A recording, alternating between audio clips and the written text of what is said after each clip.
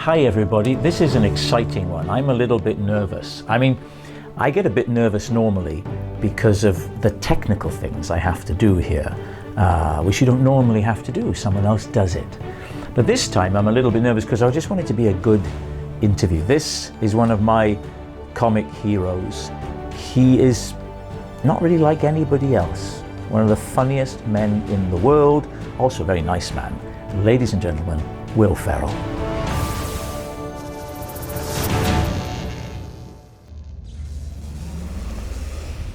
Will, where are you? It's 2 minutes past. Well, I'm looking at this and there's no sign of him.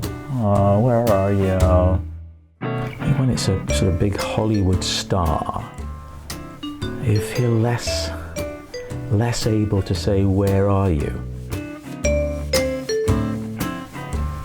All right, it's 5 past. Do I now? I'm gonna send him an email. Hell yeah. All okay? Question mark. Quite friendly. I'm on Zoom. I'll put something somewhere in cyberspace. Is that a sort of night? Does anybody say cyberspace anymore? I'm not gonna put a kiss. I don't know him that well. Well, it's 6 minutes past. I'm sending it. Why are you sending me an email, man? It's only 6 minutes past. I'm not gonna do the interview. Oh boy. Will Ferrell, Monday, yeah? Thank God, right, I'm right. Oh. Here's a reply. Rob, are we on for today? I never got sent a link. Mailbox, sent. What? Oh, God. Oh. Thanks for doing this, first of all. It's lovely to see you. Great to see you too. You're so fit. How do you stay so fit? What do you mean, just from looking at me, Will?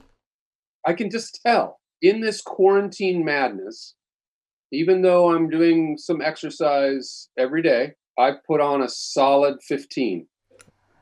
15 stone. Tell me, you're in Los Angeles. Are the hairdressers still not, is that something that's still not happening? No, it is, but I don't know. I'm just going to keep riding this out. It's magnificent, isn't it? It's like a lion's mane. Now, one of the things I want to talk to you about was fathers, because you're a father, I'm a father. I sense you're a very good father. Well, I don't know. I'm debating. I'm going back and forth whether I'm good or not in this moment. Well, it's got harder, hasn't it, during this lockdown? Yes. You're spending more time with your kids than you ever have. Yeah. And so why is it harder?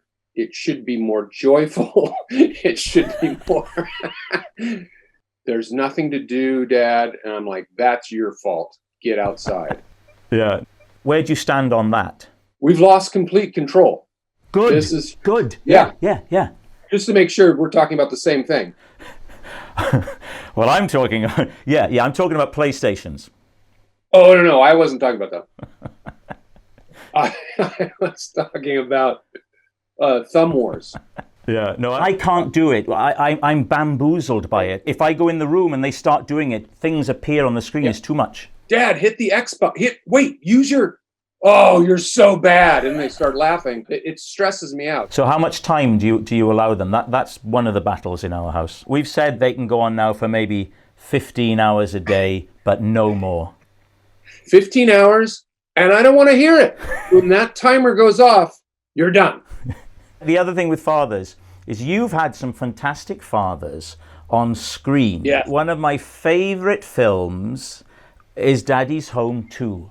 I've seen it about 5 times, Will. It is one of the funniest films. Tell me about John Lithgow. He definitely lives up to the hype. That relationship that you have with him, with the kissing on the lips, all that stuff. I totally believed that he was your father. I totally believed that. How much of that was in the script, and how much of that did you find on the set? Definitely in the script, from the fact that we were going to be the complete opposite from Mark and Mel. So therefore, openly affectionate And I think in that first time we meet at the airport, it was scripted that we were going to do this big hug and kiss. Right. But we kept kissing all the time just to drive Mark crazy. Even when we were off camera, we would kiss. Oh, really, really, really. For his eye line. But I've always had a very affectionate relationship with my father. Big hug and a kiss. And well, maybe that's one of the reasons I like it so much. I'm the same. Never with my thought dad. twice about it. John would add all this like, ooh, look at you, oh my boy. Yeah. And sorry, my phone's going. Oh, is that you? I'm looking to see whether it's you or me. Oh, my alarm just went off. 15 hours is done, guys. Okay.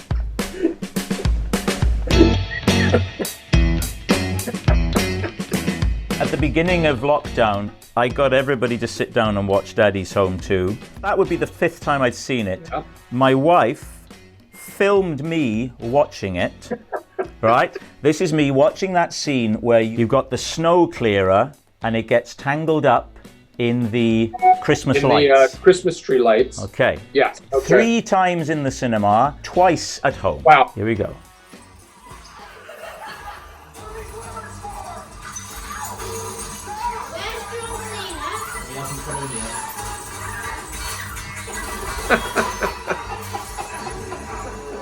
God, it still really tickles you. I like how it's making you laugh, but like any true comedian, you're still watching it with a discerning eye too. Yeah, because the timing of the fall at the end, you know, the way you turn. Yeah. Such classic physical comedy.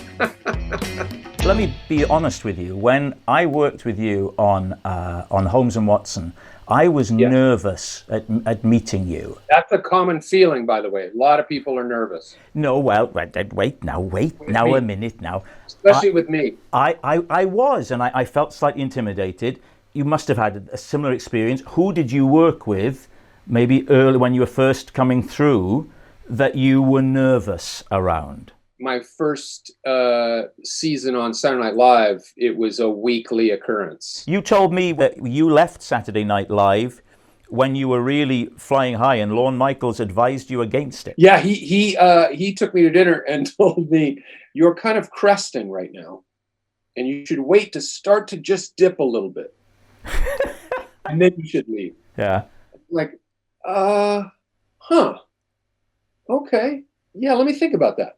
What did you do first after SNL? Which movie? It was a bit of a flying leap. I had Old School had been shot, right, and hadn't been released yet. And in fact, they had held the film, which is usually a sign that they're worried about it. Yeah, which is usually a great sign. And we're really excited about this movie. We're going to hold it back a little while. We're going to hold it for 2 years. Yeah.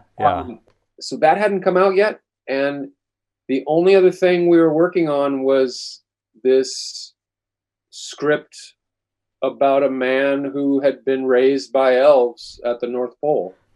So you're going around New York filming the exteriors dressed as an elf, and you've left Saturday Night Live where you were really riding high. Yeah, and thinking, this is either really going to work or people are going to go, what happened to him? Oh, he did that elf movie.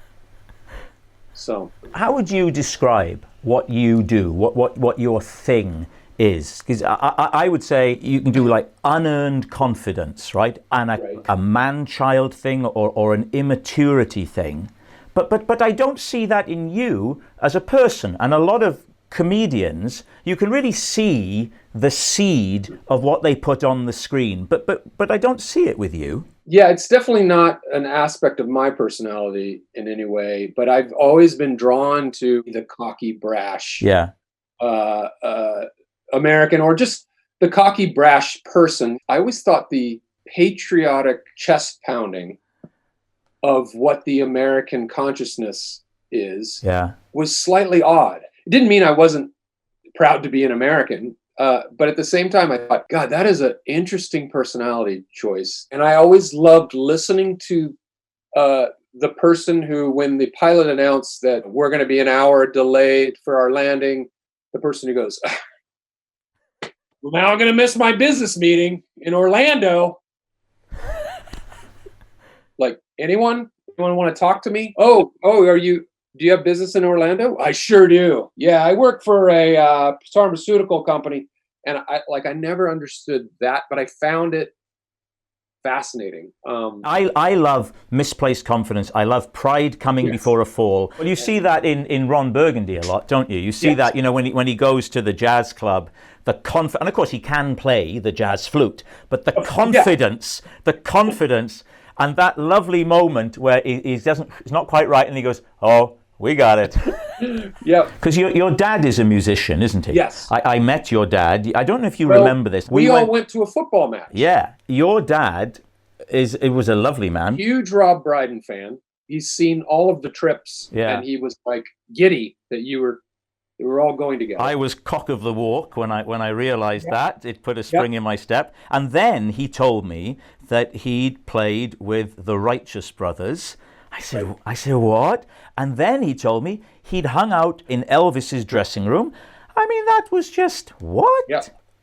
No, they went backstage to hang with Elvis. He said that he was borderline kind of quiet, shy kind of guy. Yeah. Did you ever go to your dad's work in Las Vegas? We would go all the time. Yes, we would go and stay with him for like a week. I'm guessing you didn't meet Elvis, because I would imagine if you had, you'd have mentioned it by now. I met him so many times. I didn't want to brag about it. No, you did. Did you really meet him? No. Imagine that you met Elvis. You just never mention it. Yeah, I just don't. I don't bring it up unless asked. But yeah, we would go and visit Dad, and back in the era where adult supervision was slightly different of their children. Absolutely. My brother and I would wake up early because my dad would sleep in because he's a musician, and we'd just walk the Las Vegas Strip at like ages 10 and 7. And it made you a very successful gigolo. That was your first career. By the way, I forgot another story about meeting people, my dealings with Woody Allen, because I did one Woody Allen movie. Yeah. And my promise to myself was that I wasn't going to be nervous around Woody Allen. Yeah. I wasn't going to push it, but if I found a moment to try to be funny, I was going to go for it. And both times landed flat. Oh, really? Really? Yes. I asked him if I could borrow money for my parking, and he didn't respond in any way. And then he asked me if I liked the script, did I have any notes? And I said, oh yeah, I really liked it, especially all the car crash scenes. This one has a lot more action. Flatline, nothing. What I love is when you go on a talk show or an award show, you'll have an idea, but it's a thing with no get out of jail card. You'll commit to it. 2 or 3 years ago at the Emmys, I had an idea, because those stages and those award shows are so massive, that I was going to take forever to walk after being introduced to the microphone. Great. And just walk in a way that looked like I was moving, but not really moving that. So I took about 30 seconds to walk to the thing. And then the whole bit was that I was out of breath trying to announce the nominees and this and that. And anyway, it got some laughs, but especially when I watched it back at home, I was like, oh my gosh, that took forever. It was worth doing because backstage, Dave Chappelle was going on next. And he was like, man, that's hilarious. I love that you don't care. Yeah. I refer to it as holding your hand over the flame. Wow. Do you remember when we did Holmes and Watson? Do you remember the trick that you and John C. Reilly played on me? There was one time where we had this translator who was helping John and I with our British accents. We convinced him, we threatened him that he had to come up to you and say that your accent, your accent that you were born with you were starting to sound a little American. I'm this inspector and I'm chasing this hot air balloon. Come down at once, you bad people. And I'm at some steps, and you and John were behind the camera watching it. And in my head, right, I thought, oh, that went rather well. I was quite pleased with how I'd done it, okay? And I'm walking towards you guys, and you're smiling. And then the dialect coach comes up and he goes, Rob, can I just have a word? I went, yeah. I thought, he's about to compliment me on how I played that scene. And he goes, yeah, it's just maybe some of the vowel sounds. Just be careful to flatten out this and that. My knee-jerk reaction was rage. I saw it in your face. Yes. Yeah, but the funny thing was, and I thought to myself, no, this is just doing his job. And I said, oh, thank you very much. And of course, you guys start laughing, and then I come up to you and go, oh, okay. You know, my initial reaction was I was going to be angry, but I think I covered it well. And you said, oh, no. I saw that. I saw, but then your professionalism kicked in. And as you said, I could see it go like, what do you talk to? Like, thank you. I'll try to work on that. Well, a delight. Thank you so much for doing this. Thank you, Rob. Great to see you. I just wish I looked more like you. That's going to be on the banner for this one. I just wish I looked more like you. But with your height. Oh, yeah. I want to I'm not going to give away my height. Listen, thank you so much. If you're ever in the UK, you and your family, you be sure to stay at a good hotel with great facilities, okay?